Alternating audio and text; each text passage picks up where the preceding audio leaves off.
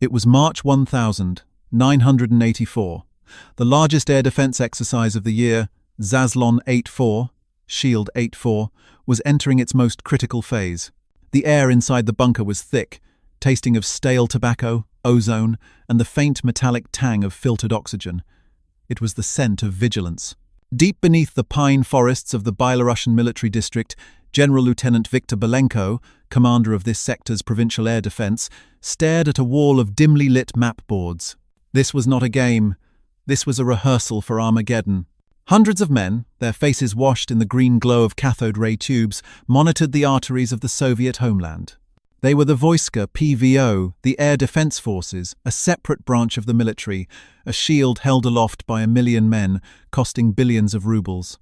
It was the most dense, lethal, and layered integrated air defense system, IADS, ever constructed by mankind. It stretched from the ice of the Arctic to the sands of Afghanistan. And on this day, it was proving its invincibility. Target Cluster 7, Niner, bearing 280, confirmed. A young operator's voice cut through the electronic hum. "Vectoring fighter regiments from Kobrin," a controller replied, his voice flat with procedure. "SAM battalions at Minsk and Baranovichi are on full alert. Target acquisition in 3 minutes." Belenko nodded, satisfied. The exercise simulated a massive NATO airstrike. A wave of F-4 seconds, phone 111 seconds, and British tornadoes, a digital storm breaking against their electronic wall. On the main board, dozens of red icons, representing the enemy, were being methodically intercepted by blue icons, their own MiG-23 seconds, and brand-new, fearsome MiG-31 Foxhounds. It was a perfect, coordinated symphony of destruction. Then, at 9:42 Moscow time, the music stopped. It wasn't an explosion. It wasn't a warning siren. It was the opposite. It was a sudden, crushing, impossible silence. The young operator at the fighter control console tapped his headset. He looked at his screen. The red and blue icons were frozen, stuck in their last known positions. "Sir, I've lost the fighters from Kobrin," he said, his voice rising a half octave. "All of them? What do you mean lost?" Belenko snapped, walking over. "Are they shot down?" "No, Comrade General. The link is dead. I have no contact. Voice or data?" A nervous ripple spread through the room. Another operator, monitoring the SA-10 SAM batteries, turned from his console, his face pale. "Sir, my links to the battalions are down. All of them just gone." "Comms!" Belenko roared at a technician. "What is wrong with the radios?" "Systems are green, Comrade General," the man shouted back, frantically running diagnostics. "All transmitters are at full power. All frequencies are correct. But there is no one on the other end. It is just static. Pure, dead static." Within 90 seconds, General Belenko's map board, once a living tapestry of aerial warfare, was a graveyard of ghosts. Every single air defense asset in a 300-kilometer swath of his command, dozens of interceptors, multiple SAM brigades, and their supporting ground control intercept, GCI radars, had vanished from the grid. They were still out there, flying, waiting, but they were deaf, dumb, and blind. Belenko picked up the heavy Bakelite phone, connecting him to high command in Moscow. Dead, not even a dial tone, just the same empty, hissing void that had consumed his air force. He stared at the phone in his hand, a cold dread creeping up his spine. This wasn't an equipment failure. Equipment fails randomly. A console here, a radio there. This was a systematic, instantaneous, total decapitation. It was as if someone had reached into his bunker and surgically severed every nerve, leaving the muscle to twitch uselessly. Was it a solar flare? Sabotage? Had GRU agents cut the landlines? But that didn't explain the radios. How could every frequency, every backup, every data link, all fail at the exact same second? It was impossible. It was a phantom. A ghost in the machine. A ghost that had just proven the invincible shield of the Soviet Union could be shattered without a single shot being fired. This impossible silence was the new bogeyman of the Cold War, and for the next decade, it would haunt the nightmares of the Soviet High Command. They had spent their nation's treasure building a wall, only for an invisible enemy to prove it could walk right through it. The story of how the United States made the entire Soviet air defense system helpless is not just a story of technology, it's a story of a fundamental shift in warfare. It's the story of weaponized silence. We publish documentaries like this every week, diving into the declassified files of the Cold War. If you want to understand the true stories behind the conflicts that shaped our world, subscribe to Cold War Impact and click the notification bell. The immediate reaction inside Belenko's bunker was not panic. It was a cold, procedural confusion. These were professional soldiers. They fell back on their training. "Switch to backup frequencies," Belenko ordered. The operators complied. The static followed them. "Reroute comms through the Warsaw Regional Hub." The lines were dead. "Send a runner to the surface to use a vehicle-mounted long-range transmitter." The exercise was ruined. That was clear. But the implications were terrifying. For the next 8 hours, the sector was black. Then, as mysteriously as it had vanished, the grid flickered back to life. The links stabilized. The radios crackled. The data links re-established. The operators, shaken, began receiving frantic, confused voice reports from pilots who had flown for hours, lost, burning precious fuel, completely disconnected from the battle they were supposed to be fighting. They had seen nothing. No enemy planes. No missiles. Just clear sky. The stakes were now horrifyingly clear. This wasn't a glitch. This was a weapon.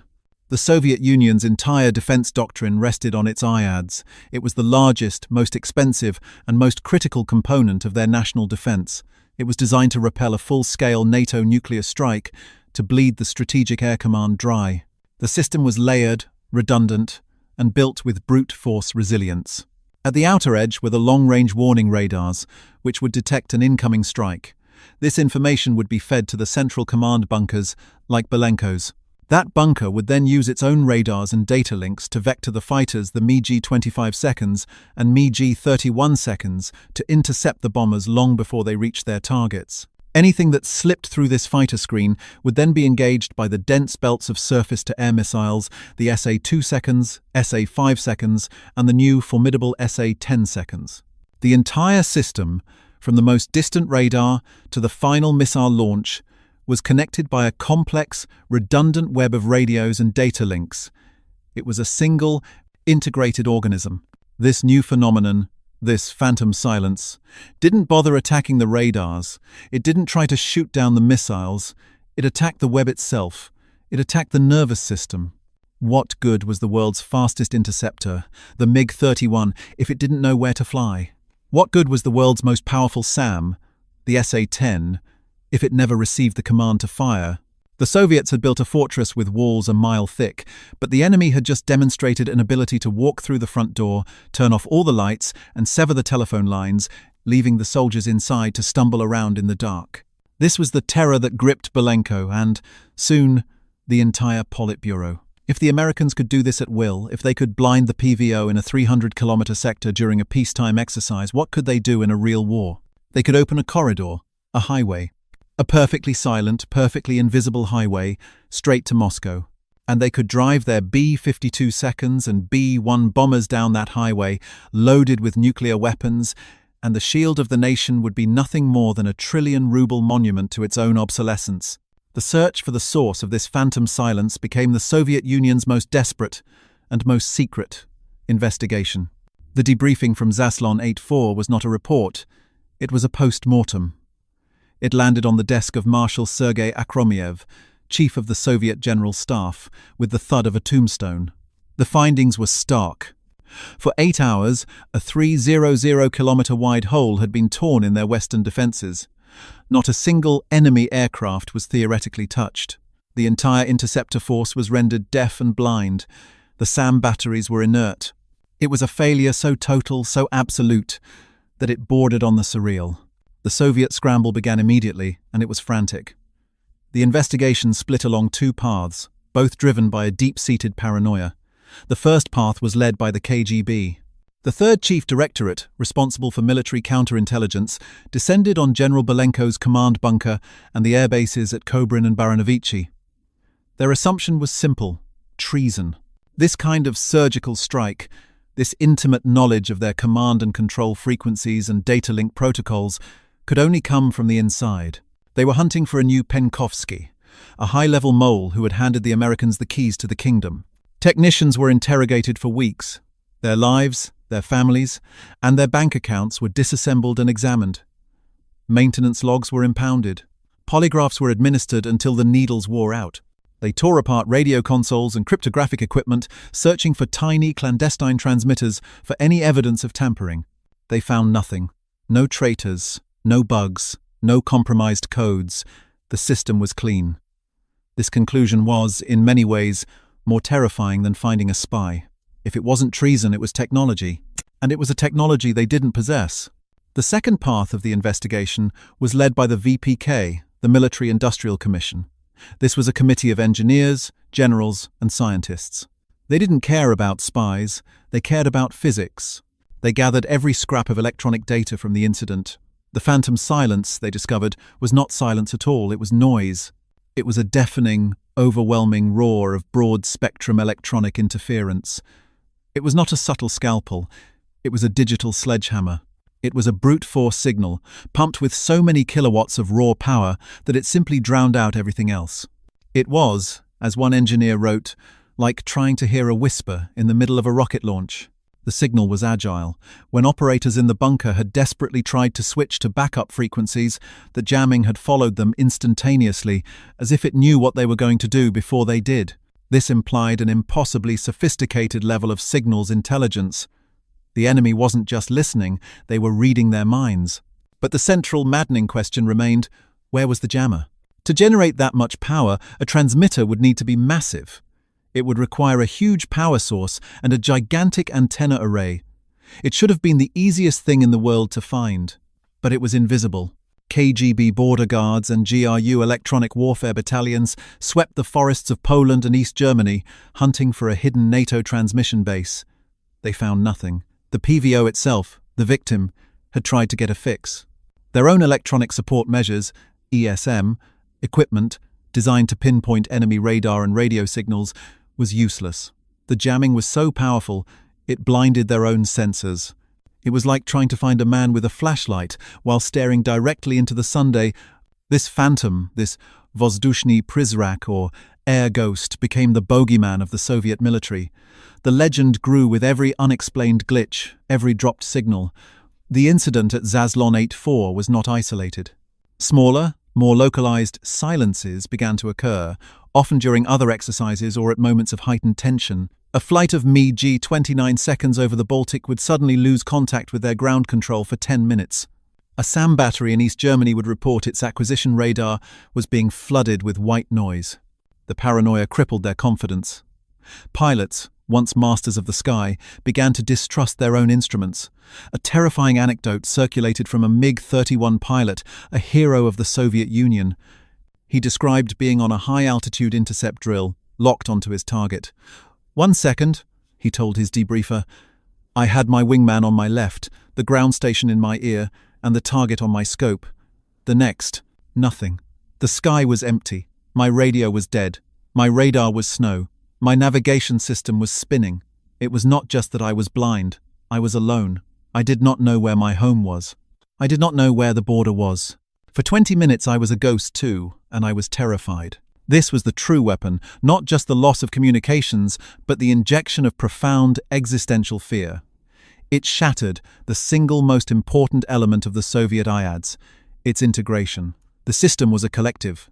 The air ghost turned that collective into a million terrified individuals, isolated and lost. The Soviet High Command, desperate for an answer, began to grasp at straws. Their committees produced a flurry of contradictory and increasingly bizarre conclusions. The first wrong conclusion was that it was a space-based weapon. The GRU argued passionately that this was the first deployment of Reagan's Star Wars program, a constellation of satellites capable of directing beams of high-energy electronic interference at any point on Earth. It seemed logical. It explained the power, the reach, and the invisibility.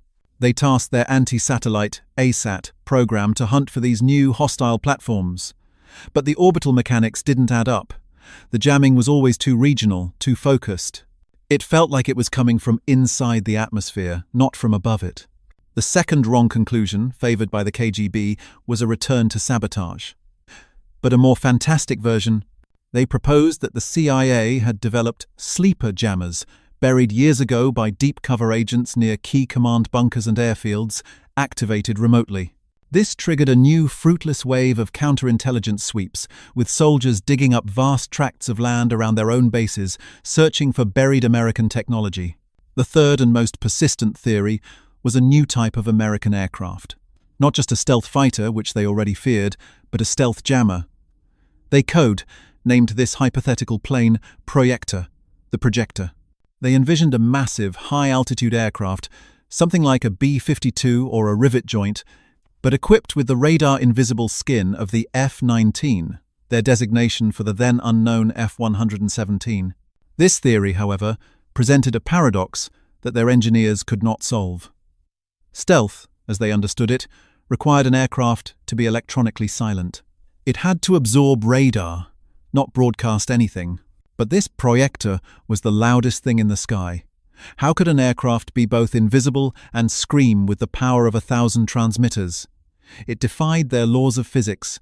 It was a flying contradiction. And so, the Soviet military machine did the only thing it knew how to do. It prepared to fight the last war. Convinced they were being outmatched by a massive, invisible bomber, they accelerated the one program that could counter it, the MiG-31 Foxhound. They pushed more of these heavy, ultra-fast interceptors into service, armed with new long-range missiles.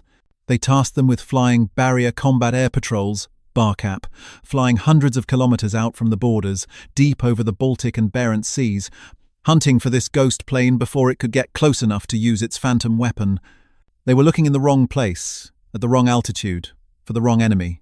They were hunting a ghost, while the real vampire was already inside the house, invited in the front door. While the Soviets hunted ghosts in the forests of Belarusian and theorized about invisible space weapons, the source of their terror was lumbering through the clear, sunny skies over the Arizona desert. It wasn't a sleek, hypersonic projector. It wasn't a futuristic space plane. It was, in fact, one of the ugliest, most non-aerodynamic, and most ubiquitous aircraft in the entire American inventory. It was a C-130 Hercules, a fat four-engine turboprop, a design from the 1950s, known to GIs everywhere as a trash hauler. But this was no ordinary Hercules. This was the EC-130 Hours, and its mission code name was Compass Call. Stationed at Davis-Monthan Air Force Base, these planes looked almost diseased. They were covered in strange bumps, blisters, and blade antennas. Most grotesquely, a series of long clothesline antennas were strung from the tail to the wingtips and from the nose to the wings, making it look like a flying antenna farm. Inside, the vast cargo bay was gone. In its place was a pressurized, windowless metal capsule known simply as the box.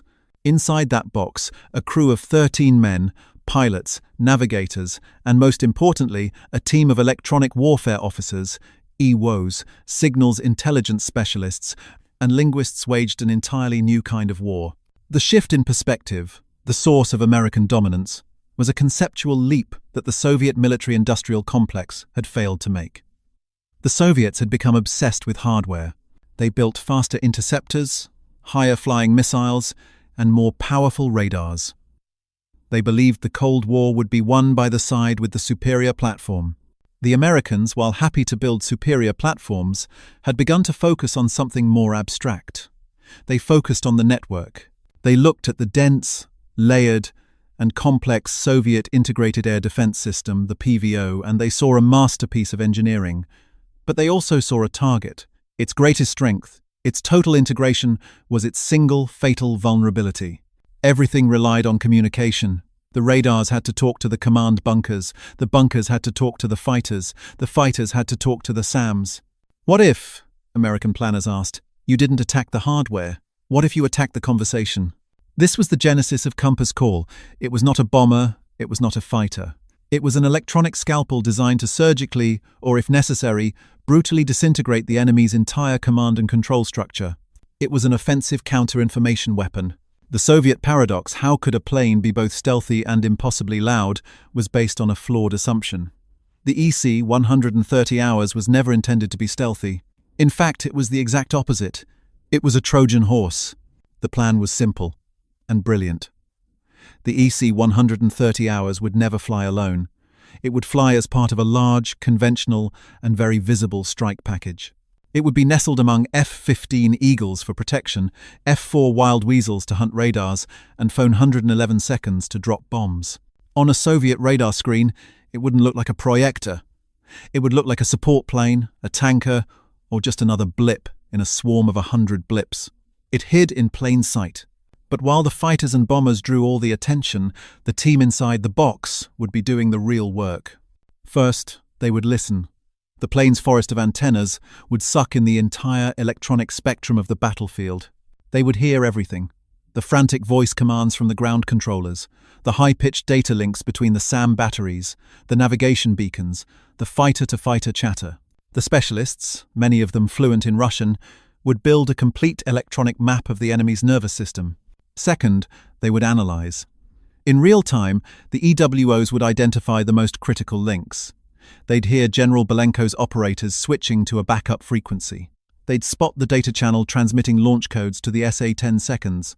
They'd pinpoint the exact frequency the MiG-31 seconds were using to get their intercept vectors. Third, they would attack. This is where the loud part came in. The EC-130 hours carried a system called rivet fire. It was essentially a flying power station connected to a battery of powerful, tunable jammers. Once the EWOs identified a critical frequency, they would aim their transmitters at it and unleash a focused, deafening blast of electronic noise. This was barrage jamming.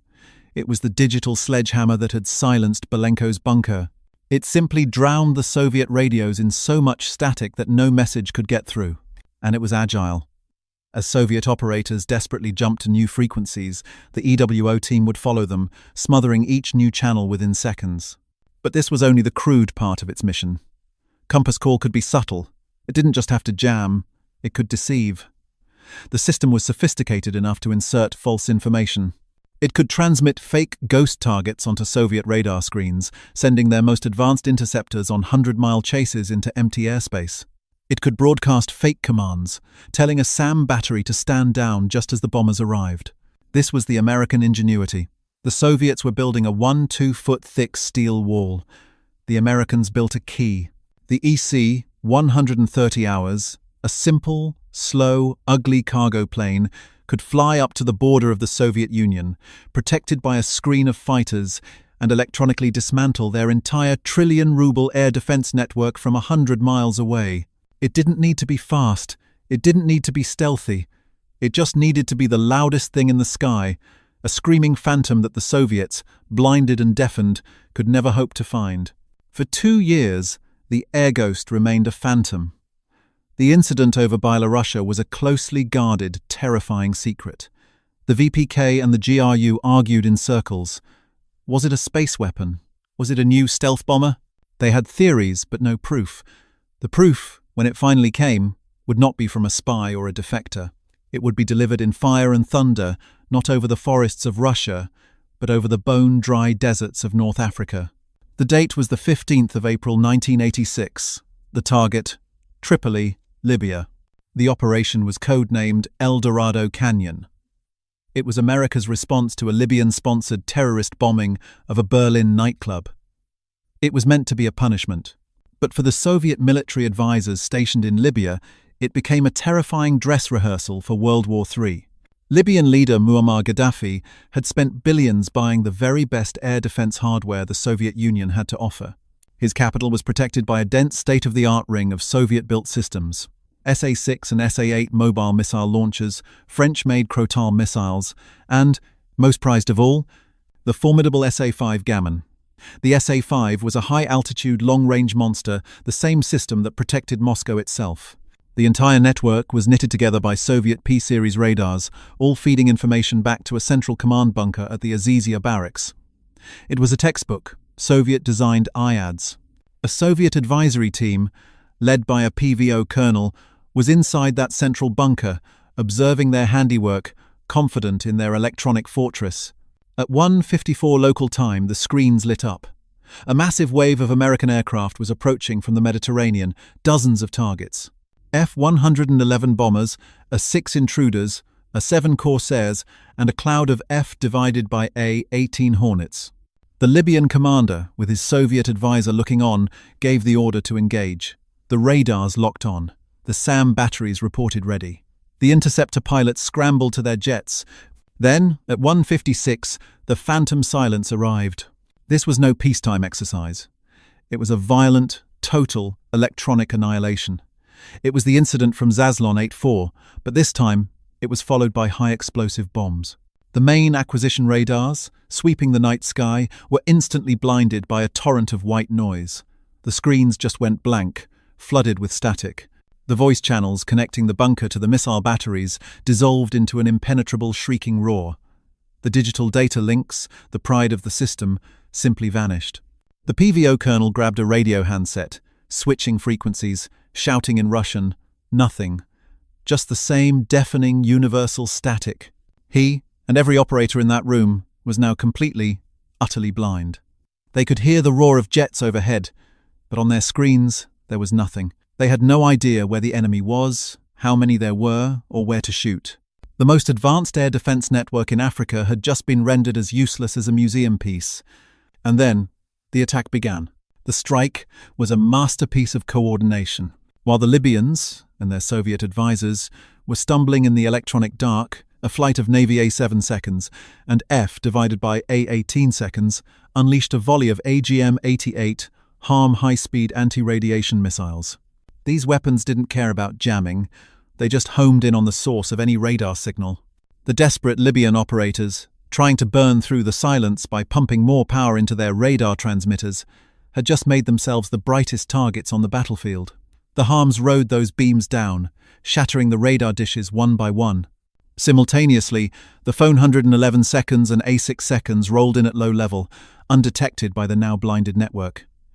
They hammered the airfields, the barracks, and the command bunkers themselves. Bombs ripped through the Azizia compound, shaking the very bunker the Soviet team was in.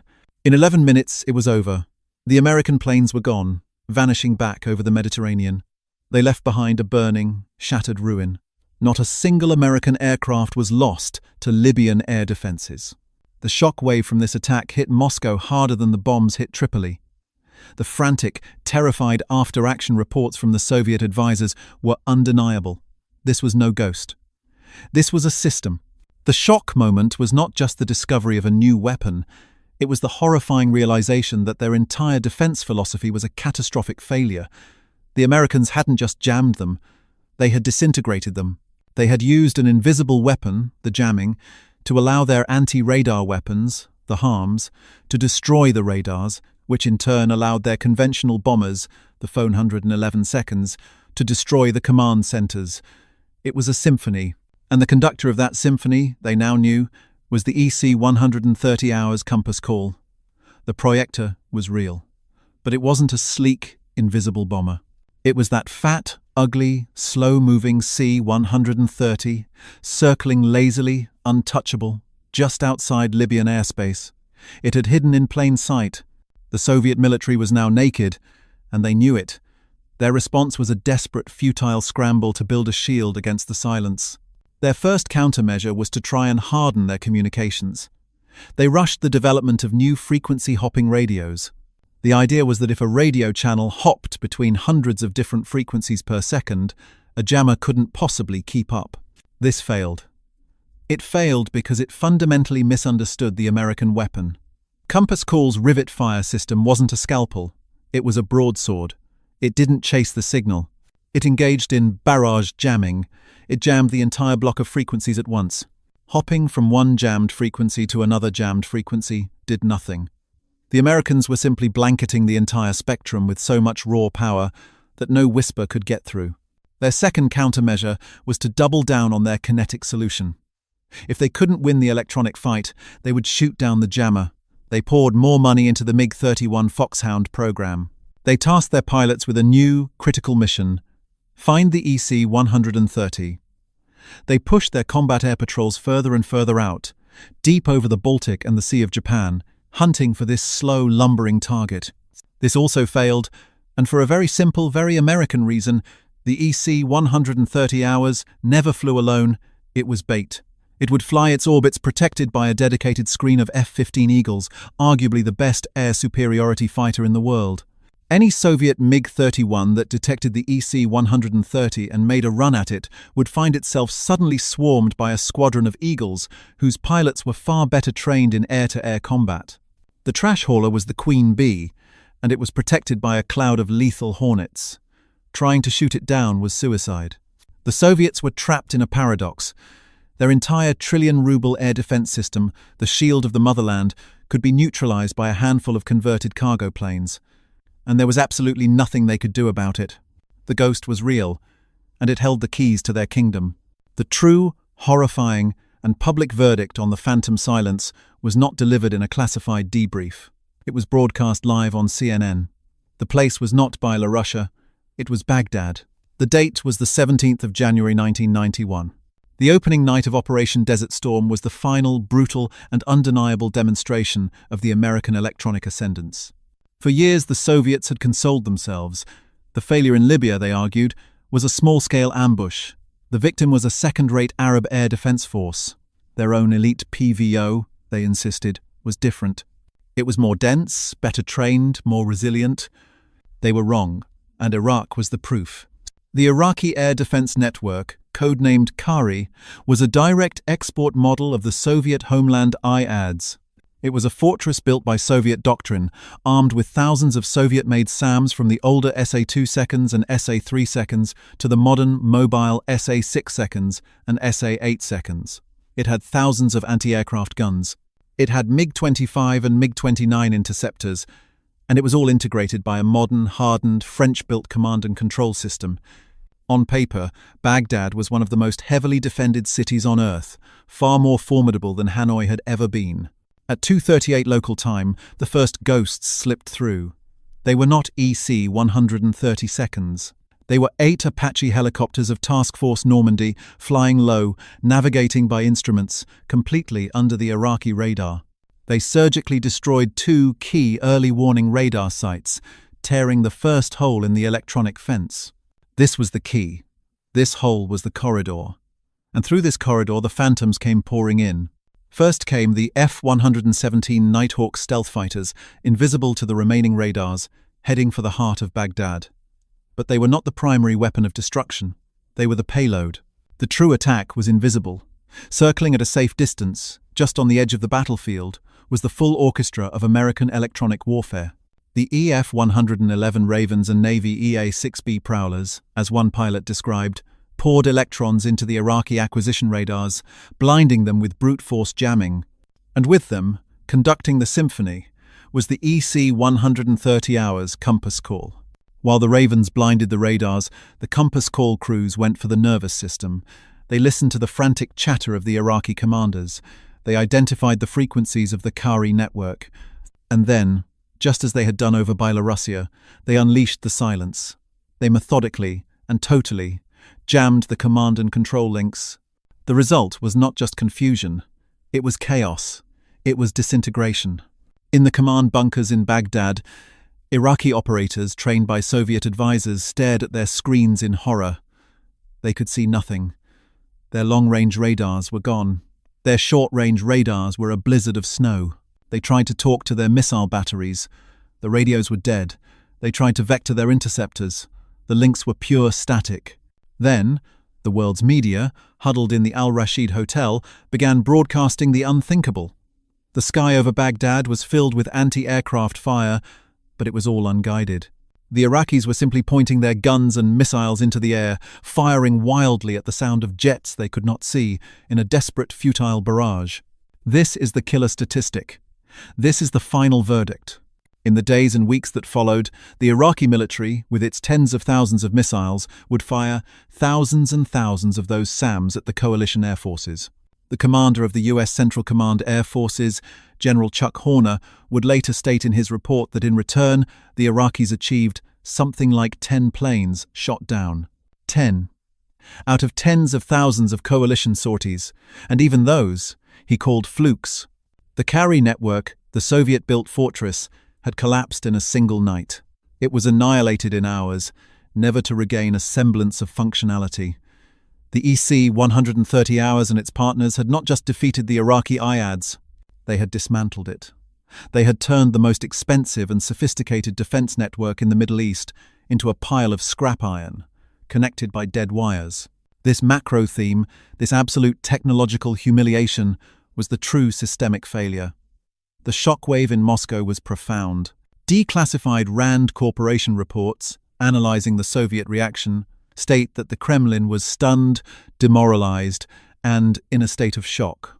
Articles ran in the Soviet press demanding a complete, top-to-bottom review of their entire air defense doctrine. It was all useless. The failure in the Iraqi desert laid bare the rot at the heart of the Soviet system: imitation versus innovation. The Soviet command economy was a marvel of the industrial age. It could churn out tanks, steel, and concrete by the million. It was designed to build hardware. It could see an American B-1 bomber and, with enough time and stolen plans, imitate it to build the Tu-160 Blackjack. But Compass Call was not hardware. It was a weapon of the information age. Its true power was not in its airframe. It was in the box. It was in its microprocessors, its algorithms, its agile software, and the profound, creative, and decentralized doctrine that allowed its 13-man crew to listen, adapt, and attack in real time. The Soviets had built a centralized, rigid, brittle wall.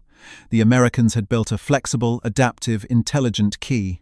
The Soviet system, with its top-down hierarchy and paranoid fear of information sharing, they famously restricted the use of photocopiers, was incapable of competing in this new war. This war was fought with code, with processing speed, and with silicon. And in that war, the Soviet Union was a lumbering 20th-century giant, already disarmed and defeated by an invisible 21st-century phantom. The epilogue to this mystery is not about a plane, it's about a sound. The phantom silence that had so terrified General Belenko in that Belarusian bunker in 1984 was more than just a military tactic. It was an omen. It was the sound of the future arriving. The Cold War was not, in the end, decided by the number of nuclear warheads or the thickness of tank armor. It was decided in the invisible electromagnetic spectrum. It was won by the side that understood that the great conflicts of the future would not be fought over territory, but over information. The power to blind, to deafen, and to isolate an enemy would be the ultimate weapon. The Soviet Union was a superpower built on steel, brute force, and centralized control. The EC-130 Hours Compass Call, a humble cargo plane stuffed with electronics, proved that in the new age of warfare, the giant's nervous system could be severed before it even knew the fight had begun. The silence that fell over the PVO was the sound of an empire's foundation cracking, the sound of its core philosophy being rendered, instantly and irrevocably, obsolete.